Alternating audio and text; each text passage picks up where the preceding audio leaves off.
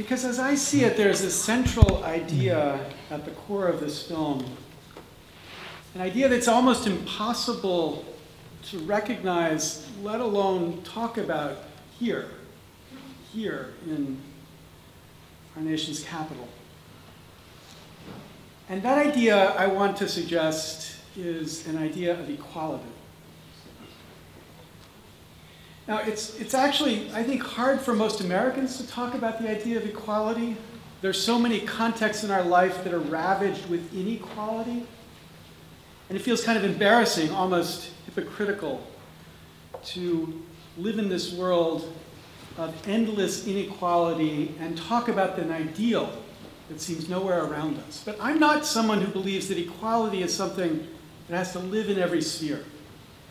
I don't believe in absolute wealth equality. I think talents are unequal. I love my wife more than I hope you do. I want that inequality to be sustained.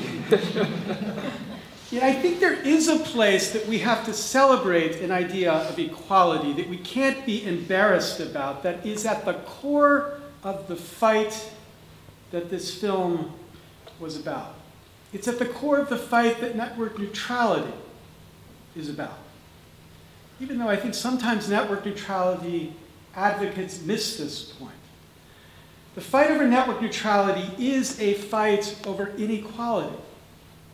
The internet was architected. It had an architecture that was designed to be simple or described as stupid, which meant it didn't have the intelligence to discriminate, which meant that content and applications were equal.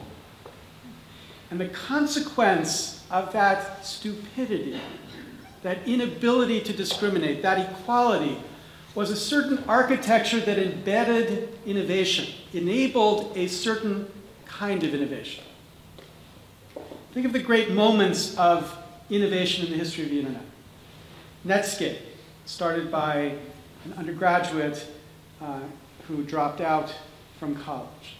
Hotmail, started by an Indian immigrant. ICQ, the first instant messaging chat, started by an Israeli high school student. Google, Napster, YouTube, all started by people under 30. Kazaa, started by a Dane and a Swede. Facebook, by a Harvard dropout. Reddit, by, in part, a Stanford dropout. Twitter, by Jack Dorsey when he's under the age of 30. What is it that unites all of these different innovations? It's that they are produced by kids, dropouts, and non-Americans. Outsiders, equally outsiders. Because the internet invites innovation equally. Now, this is a point that Aaron got. The internet was equal, which means we would get better innovation, better speech. But the truth is, Aaron cared for the internet for much more than the internet. Because ultimately, Aaron really wasn't an internet kid, or Aaron wasn't just the internet's kid. Aaron was a democracy kid. He was engaged in a fight to create a certain kind of democracy. And to me, when we think about him, I think it's this idea we have to put first. That was certainly who he was to me. As you saw a bit in that film, it was about 8 years ago that he came to me with a question. He said, as I described, how are you ever going to address the problems you care about so long as there's this fundamental corruption in this place, in Washington? And I told him, you know, Aaron, this is not my field. And he said, yeah, you mean as an academic, it's not your field? And I said, yeah, as an academic, it's not your field, not my field. And he said, okay, but how about as a citizen? Is it your field as a citizen? And this is the way Aaron was. His questions could speak as powerfully as a child's hug. And it was that question that shifted everything that I worked on, forced me to give up this work that I was doing. He and I started this group called Change Congress. We were focused exclusively then on this question of making this republic work. But the corruption that he spoke of, I think it's a different sense of what we typically mean by corruption. He wasn't talking about corrupt people, the William Jeffersons, the Randy Duke Cunninghams, or at least not just them. It was a corrupt system. And it was corrupt because the system denied this fundamental sense of equality and equality of citizens. It's astonishing to me how hard it is for people, especially people here, to see this corruption and to acknowledge it. Astonishing how hard we work to deny it, because we're very quick to see it everywhere else.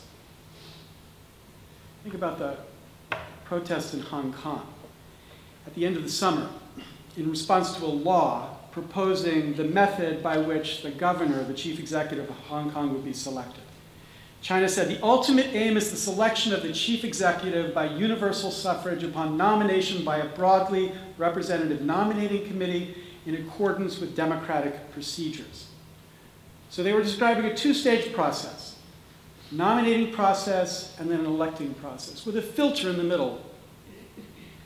The nominating committee was to be about 1,200 people, which out of a population of 5 million meant about 0.024%. Remember that number, 0.024%. That's a really, really tiny number. Right? If this were the average Hong Kong citizens, 0.024% is represented by that one tiny dot in the center of this 4,125 people, 0.024%. So this system of asking that tiny number to select the candidates who then everyone else would get to elect triggered a strike because people in Hong Kong said this was a biased filter.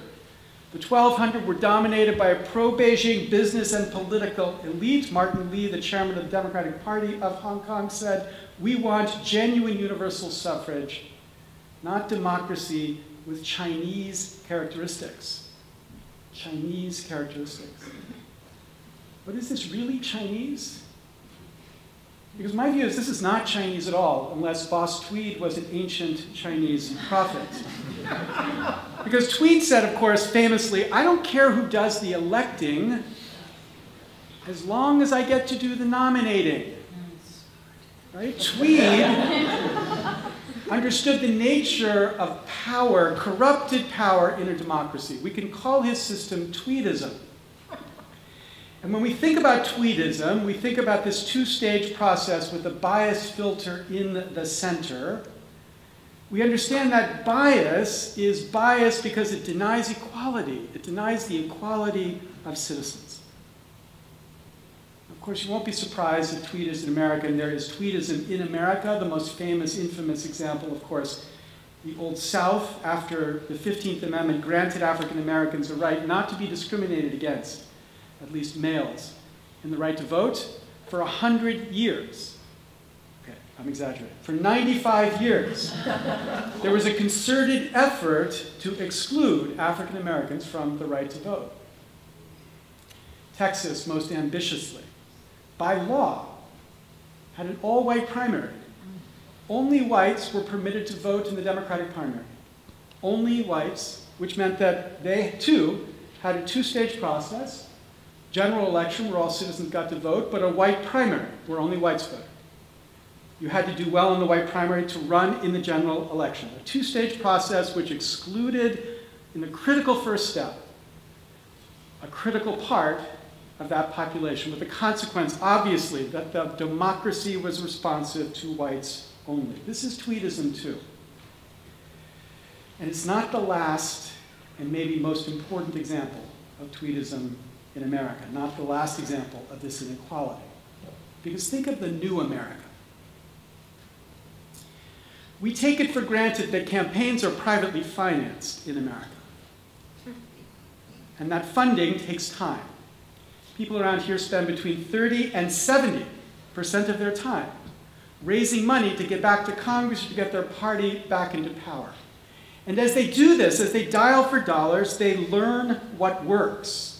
They develop a sixth sense, a constant awareness about how what they do will affect their ability to raise money. They become, in the words of the X-Files, shapeshifters, as they constantly adjust their views in light of what they know will help them to raise money, not in issues 1 to 10, but in issues 11 to 1,000. Leslie Byrne, a Democrat from Virginia, describes that when she came here, she was told by a colleague, quote, "Always lean to the green." And to clarify, she went on, he was not an environmentalist. Now, B.F. Skinner gave us this image of the Skinner box, where any stupid animal could learn which buttons it needed to push to get the sustenance that it needs. We need to understand this is a picture of the modern American congressperson. As the modern American congressperson learns to push the buttons he or she needs to get the sustenance his or her campaign needs to survive.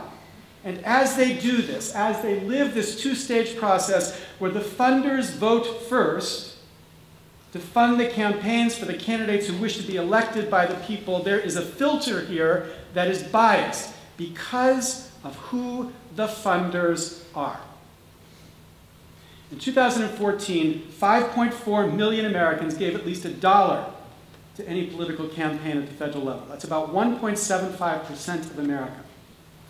But the top 100 gave as much as the bottom 4.75 million. The top 100 gave 70% of the super PAC money that was spent in that election cycle. These are the funders. But when we think of all these funders, of course, there's a small set of these funders who are the relevant funders. People who give enough to be noticed or whose views will matter to congressmen as they think about which shift they ought to shape-shift into. So how do we draw that line? Where would you draw that line? Well, there are lots of places we could draw it, but here's one interesting implication from the last election. If you take the number of people who maxed out to at least one person, gave $5,200, that turns out to be 57,854 Americans in the last election. 57,854 Americans is 0.024% of the voting population of America. You remember that number? 0.024%. In the first stage of our election, even if you think something as small as $5,200 is the relevant line for relevant funders, we have equally as tiny a fraction of the 1% dominating this first stage, with the consequence that we produce a democracy that is responsive and to the funders, and maybe to the funders only. Extraordinary study by Princeton, which I'm not allowed to talk about Princeton Study, so I'll put it up the stage.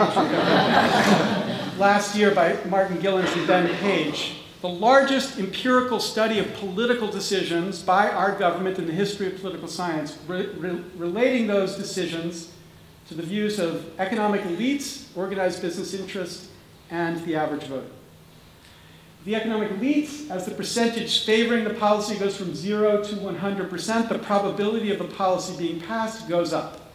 The highest is at about 38%. With organized business interests, it's about the same relationship. The higher the percentage, the more likely the policy will get adopted. But here's the graph for the average voter. A flat line. A flat line. What this says is, regardless of the percentage of average voters who favor a policy decision, it doesn't change the likelihood that that policy decision will be adopted. There is a flatline relationship between what the average voter cares about in this democracy and what our government does. As they put it in English, when the preferences of economic elites and the stands of organized interest groups are controlled for, the preferences of the average American appear to have only a minuscule, near zero, statistically non-significant impact on public policy. The consequences are well known. Bard professor Pavlina Chernova made this graph of the distribution of average income growth between 1949 and the last recovery. She divided it between the amount of money that went to the bottom 90% and the amount that went to the top 10%. So what this is saying is, in the first cycle, 1949 to 1953, the bottom 90% got 80% of the growth. The top 10% got 20% of the growth. Here's the graph over time. What this is saying is in the most recent recovery, the top 10% got more than 100% of the growth. The bottom 90% fell, worse off than they were from the last recovery. And as Hacker and Pearson argue powerfully in their book, Winner Take All Politics, that change is because of changes in government policy. And as I try to argue in my book, Republic Lost, those changes in government policy benefiting the rich are because of funding that comes primarily from the same people benefited. This is Tweedism again. Thoreau said, there are 1,000 hacking at the branches of evil. To one who is striking at the root, we need to recognize this inequality is the root. Every wrong, every single wrong that we can pull from that film that's not tied to the irrationality of fear from terrorism, every single wrong is tied to this inequality. If Aaron were here, he would be pressing us to make this fight our fight, this fight against that inequality. And as we see the rhythm of this internet take off, the rhythm of activism in the context of this internet, we need to recognize that the giant is waking up.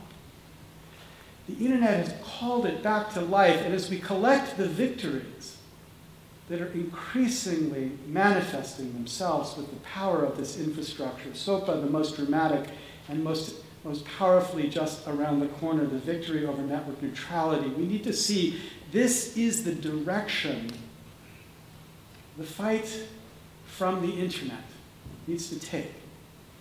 It's the direction that Aaron's life took too.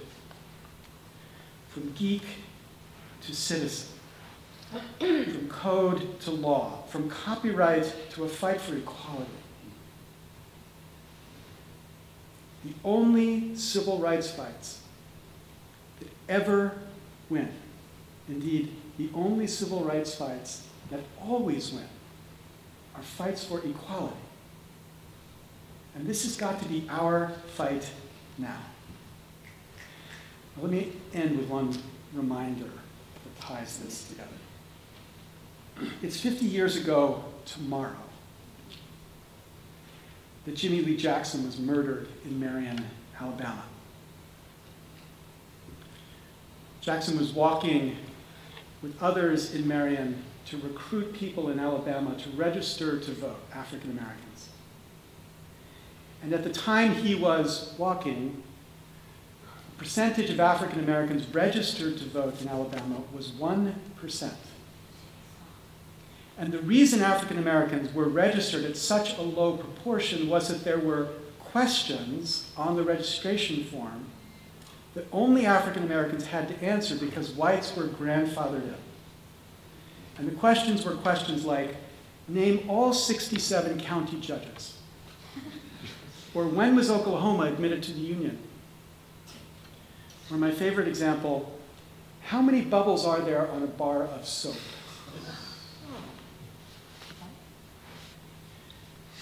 So Jimmy Jackson was in Alabama fighting for the equal right to vote, and he was murdered.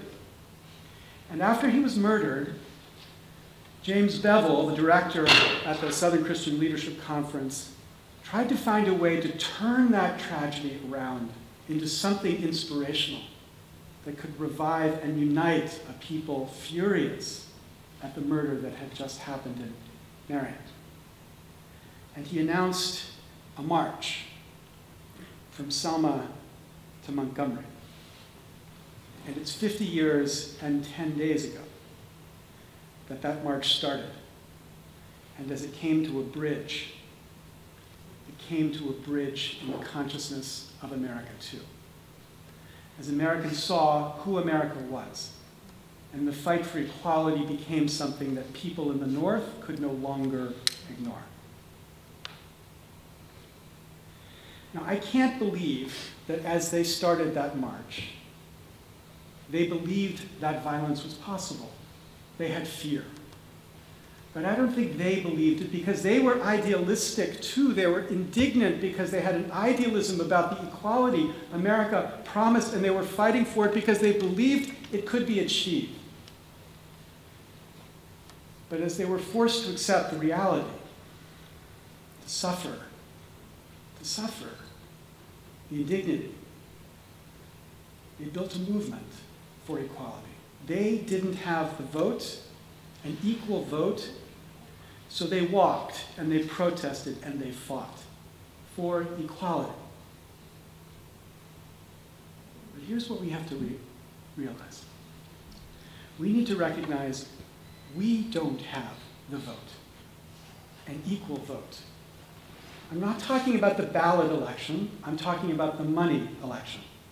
I'm not talking about in the general election. I'm talking about in the Green primary. We don't have the vote either. We have been denied the equality that an equal representative democracy promises. This must be our fight too, because this fight we can win. It is hard to see the inevitable. It is especially hard to see the inevitable in places like this. This is literally the last place in America that will rediscover the core ideal of America. An ideal uttered by a white guy as he defined the essence of this republic. Madison in The Federalist told us we would have a government that would be dependent on the people alone, but to clarify, in Federalist 57, he said, by the people, he meant not the rich more than the poor. Not the rich more than the poor. Madison was a geek. He was a geek uttering the one ideal of equality that we have forgotten as we fought for racial and gender and sexual orientation equality. Equalities they did not believe in, they did not embed. The one they did believe in, we have forgotten. We need that equality back. We need it back now. We need it back finally. Because if we don't, then the promise of this republic is gone. This inequality is the core. We all must join this fight. Not because it's our profession, even if it's the profession of some who are here, but because as a citizen, as Aaron said, this is our job. Thank you very much. Undercurrent under the surface makes the mainstream get so nervous. It's time for purpose, for news to serve us, not with propaganda they use to hurt